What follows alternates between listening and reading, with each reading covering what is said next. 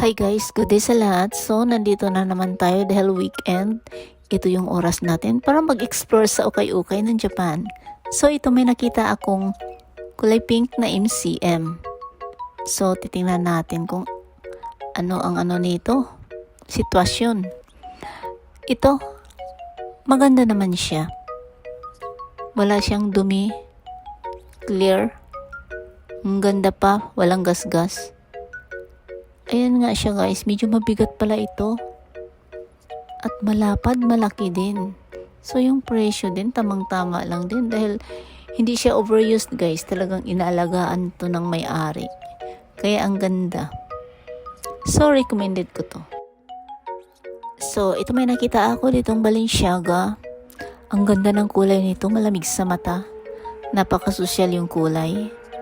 Tapos kumikintab pa sa camera yung yung leather ba? Diba guys, ang ganda.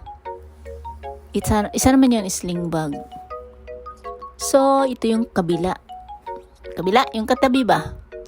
Ito naman ay isa ring Balenciaga. Yung nakahilira dito guys, mga Balenciaga to. Ang ganda yung belt bag naman ito. Malinis din, ganda pa. Mukhang hindi rin nagagamit. Ito rin, ang ganda rin. Ito cute na to.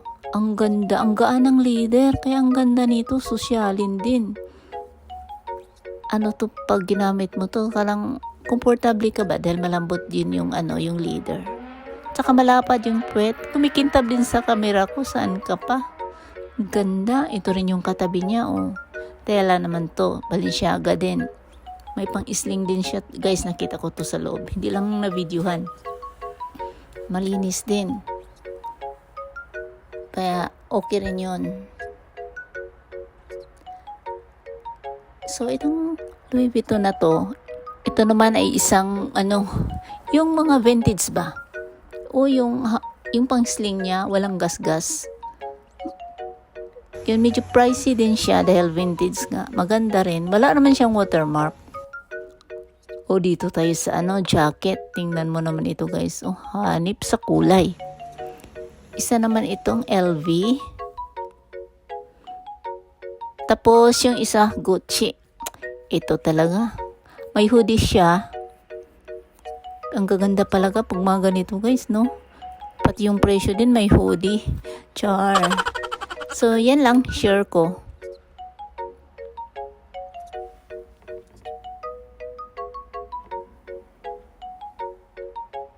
Ito mga Gucci naman dito.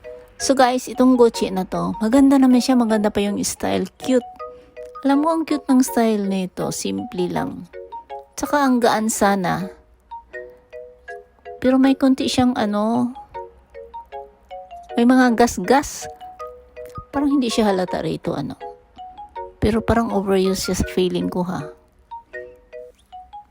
Okay lang naman dahil hindi naman siya gaano kamahalan.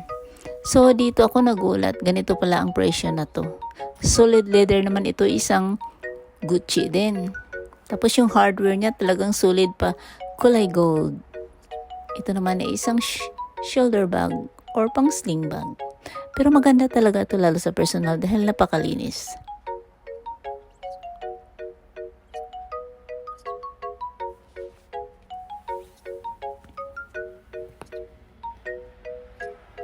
Ayan siya. So, ito naman dito sa taas, marami rin mga branded din yan. Hindi ko na lang siya kinuna ng presyo.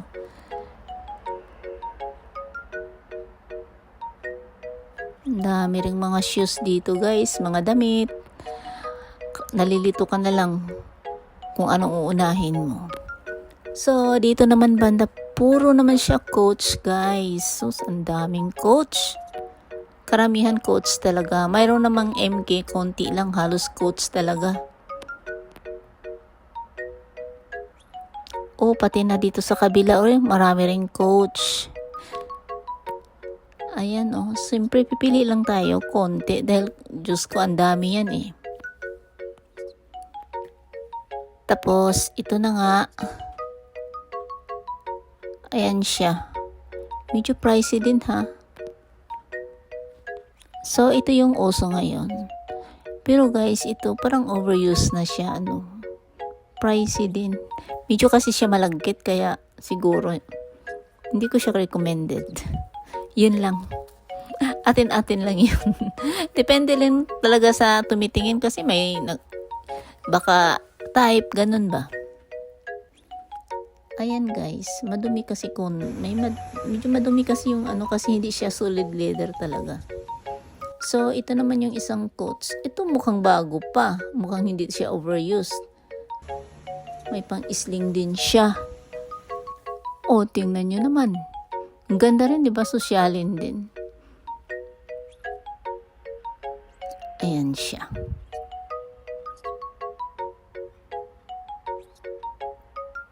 So, dito tayo sa mga diesel. Grabe itong mga diesel. Alam niyo naman pag diesel talaga, medyo pricey. Ayan siya, oh. Tingnan mo naman. So, hanip din yung mga presyo ng diesel, guys. Mga bagets dito, karamihan nakikita ko. Ayan, matigas kasi rin siya, kaya kunti lang rin mailalagay mo dyan. Ayan, cute din yung style niya.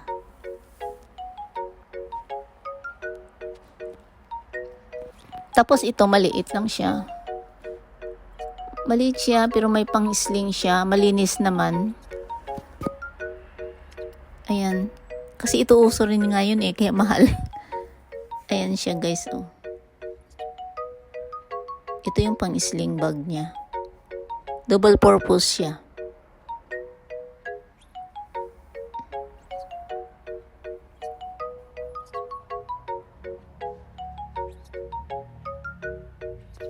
Tapos yung isa naman, diesel din, solid leather naman ito. Hanip din yung style, no? Unique. Pero konti lang din mailalagay mo dyan.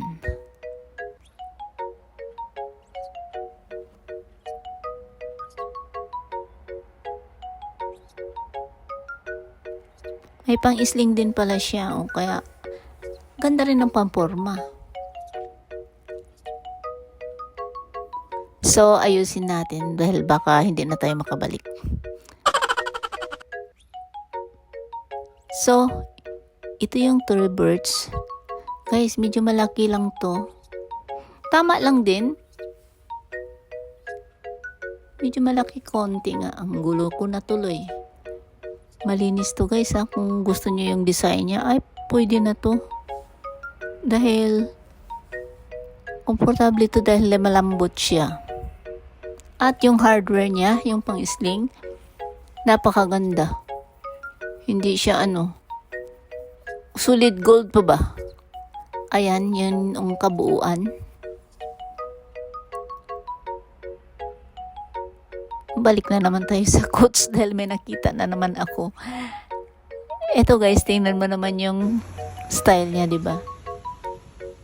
Ang cute, double purpose din siya.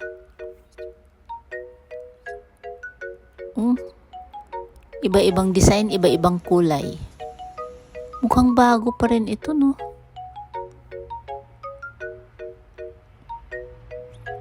Ayan, ang linis sa loob. At nandito pala yung pang-sling bag. Ito. Kaya pala medyo pricey din.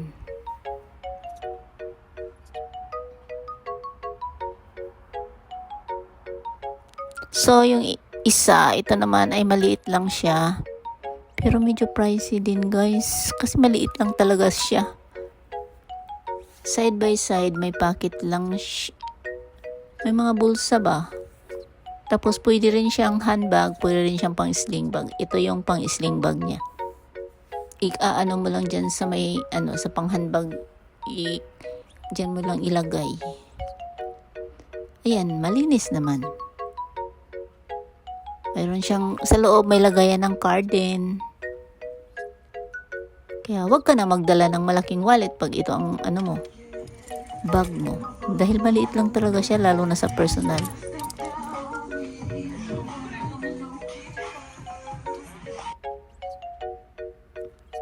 Ito naman, isang silin na vintage. Ang ganda rin ito.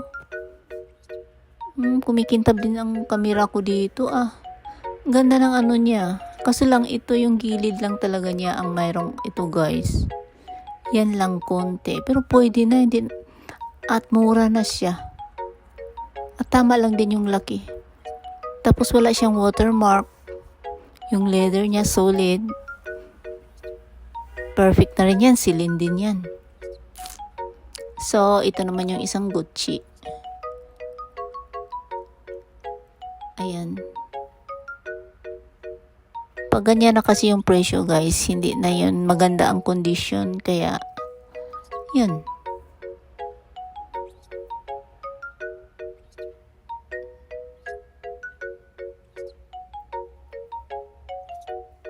So, may nakita ako ditong Adidas na grabe.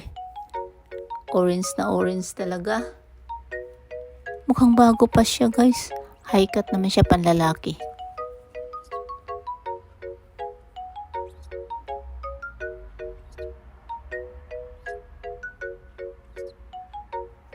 So, dito tayo sa sa may nakasalamin.